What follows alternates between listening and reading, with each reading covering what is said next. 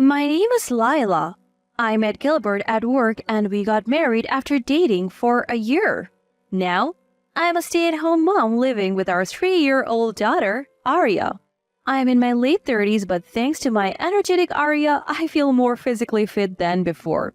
Honestly, that's what keeps me going these days. Ever since Arya started preschool, I've been on the receiving end of Natalie's harsh treatment.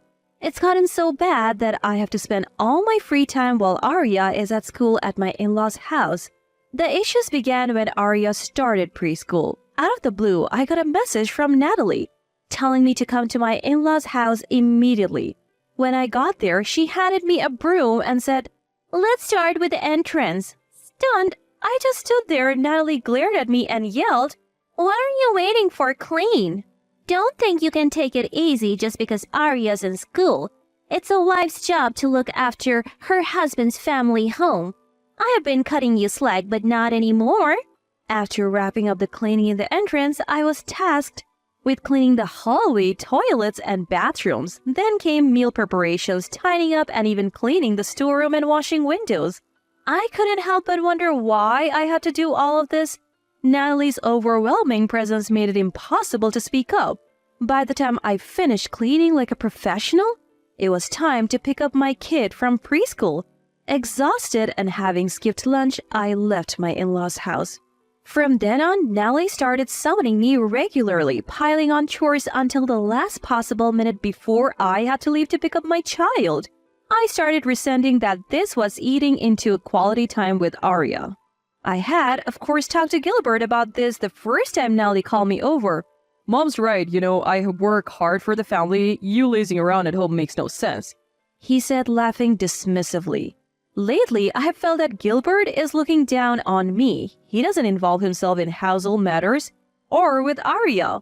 "We can live because I'm earning money," he keeps telling me, ordering me around. Worst of all, he once smirked and said, "If you don't listen, I can cut down the living expenses, I have thought about divorce multiple times, but considering Arya, I couldn't take that step. I felt I had no right to separate Arya from her father, especially when I have no money to support us. My savings have dwindled because of wedding expenses, honeymoon, and the daily needs after becoming a housewife. I had no choice but to endure for Arya's sake. That's how I lived each day.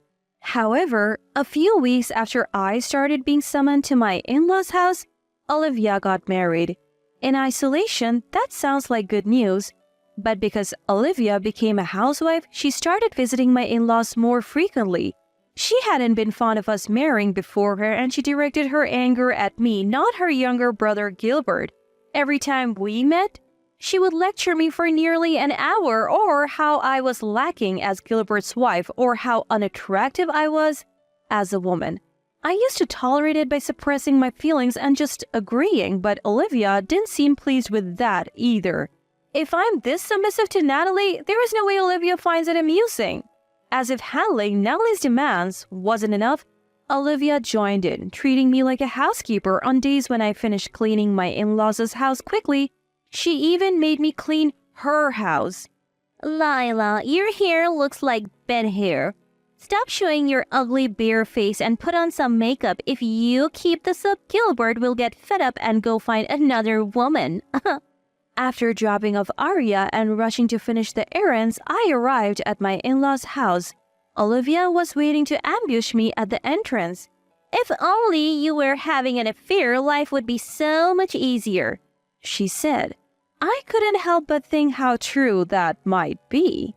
My hair is pulled back in a messy bun while Olivia's is beautifully curled from root to tip. Her makeup is flawless and her nails are perfectly manicured.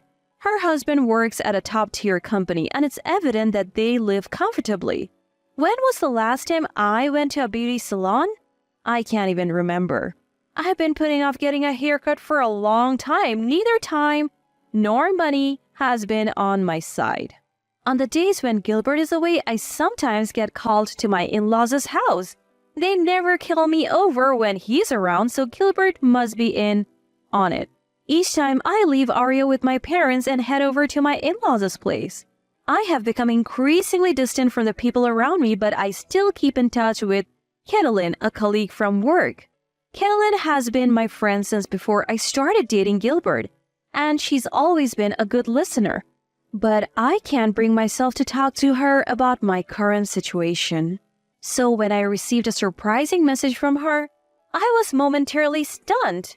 Long time no see, just left a party, and Gilbert seems to be a great dad. He does the cleaning and laundry and is very involved in childcare. Not many husbands like that around, so cherish him. Let's catch up sometime. A good dad? Cleaning and laundry? Childcare? I was baffled. Was she talking about someone else? Before I knew it, I was calling Caitlin. Curiosity got the better of me, and I wasn't even thinking about the late hour or her convenience. Hi, it's unusual for you to call this late. Is Arya asleep? Hearing Caitlin's voice after so long was nostalgic, but that wasn't the last thing on my mind. What did you mean by that message? I got straight to the point. Huh? Is something wrong? Gilbert was bragging about it at the party. According to Caitlin, Gilbert had been boasting at the office party. During the week, I had come home to handle the cleaning and laundry, and weekends were for quality time with our daughter Arya. Gilbert used to help around the house when we first got married, but that changed once Arya was born. I have asked for his help multiple times, but he never lends a hand. In fact, he might have stopped helping long before Arya was even born.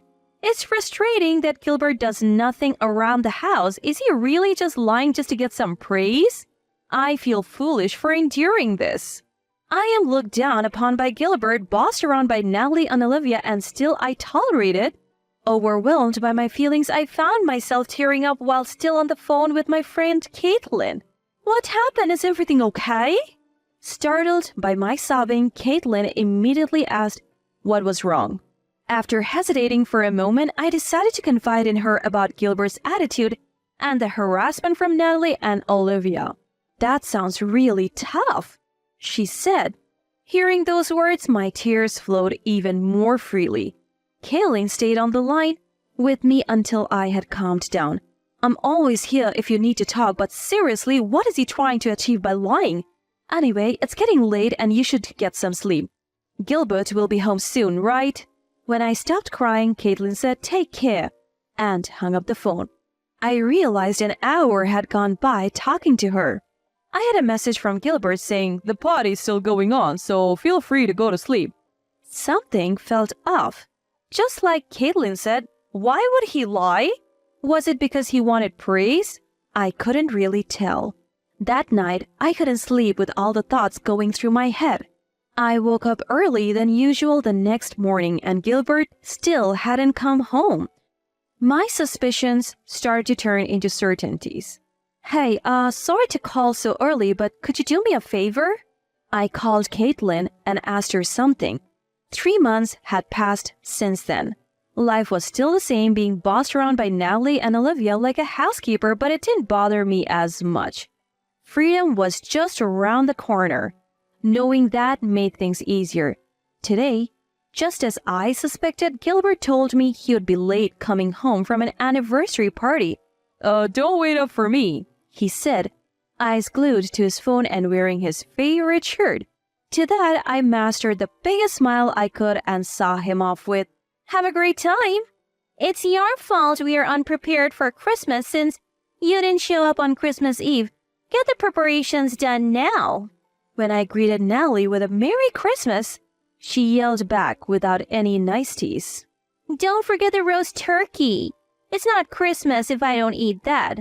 Olivia snatched the Christmas cake I brought and headed to the dining room, followed by Gilbert. They opened a bottle of champagne and cheered "Merry Christmas." Despite Arya not being with us because she was at her grandparents', Natalie and Olivia didn't say a word. I guess they didn't care. "Make sure to clean really well today. I'll even be extra thorough to make up for you not being here." As if it's not bad enough that my husband is already stressed from work on Christmas, now he has to eat that terrible cake. Make sure you prepare dinner before you go too. Natalie and Olivia kept coming into the kitchen to make various demands. Still, I obediently said, "Okay, got it." Natalie looked a bit suspicious, but Olivia misguidingly said, It's because it's Christmas, which almost made me laugh. By the time everything was done, it was almost evening. All three, who had been drinking since morning, were flushed. As soon as I said, "I'm done," my empty stomach growled.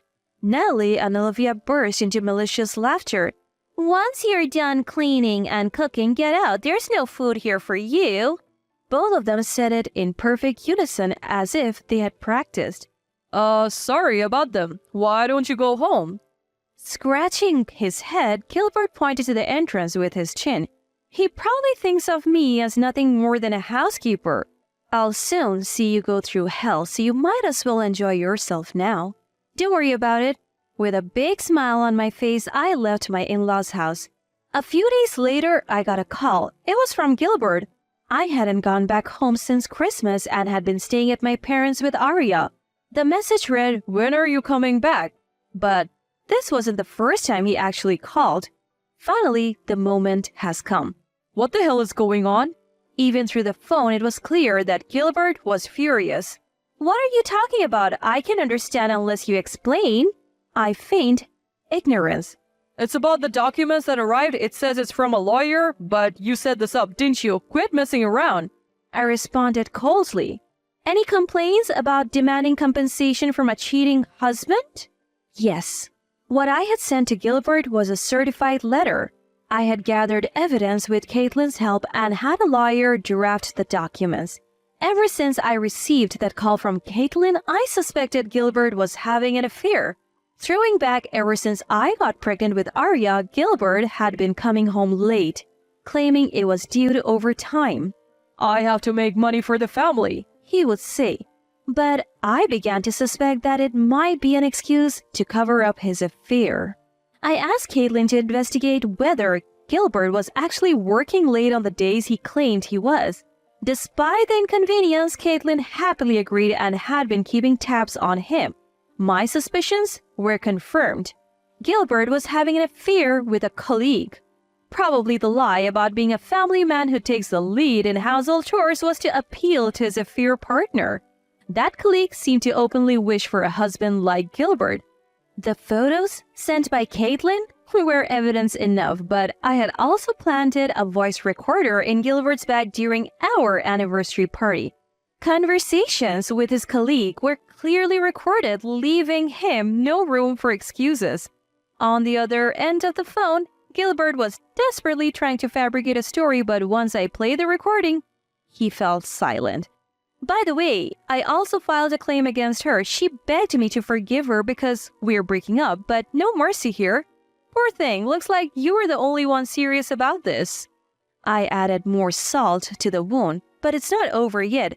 Can you let Natalie and Olivia know that they can mock me only until today? What are you saying?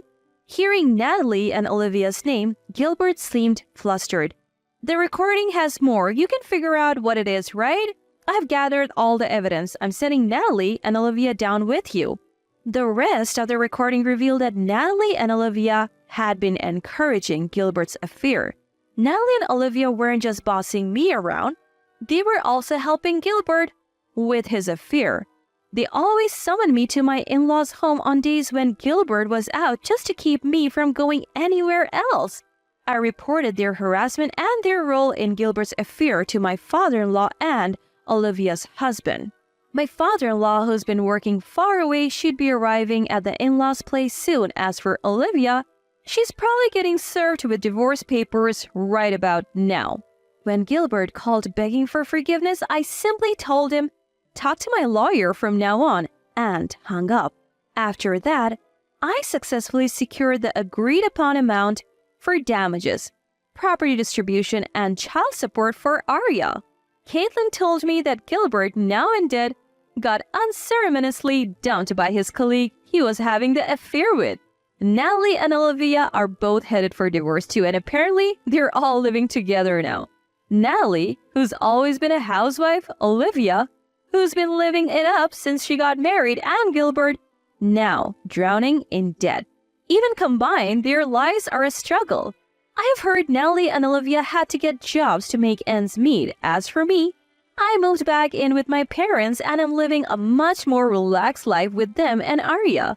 Arya's grown close to my parents and now I can finally use the time and energy I used to waste on Natalie and Olivia for myself and my home. I have got some breathing room, both mentally and physically. From now on, I'm planning to make the most of my time with Arya.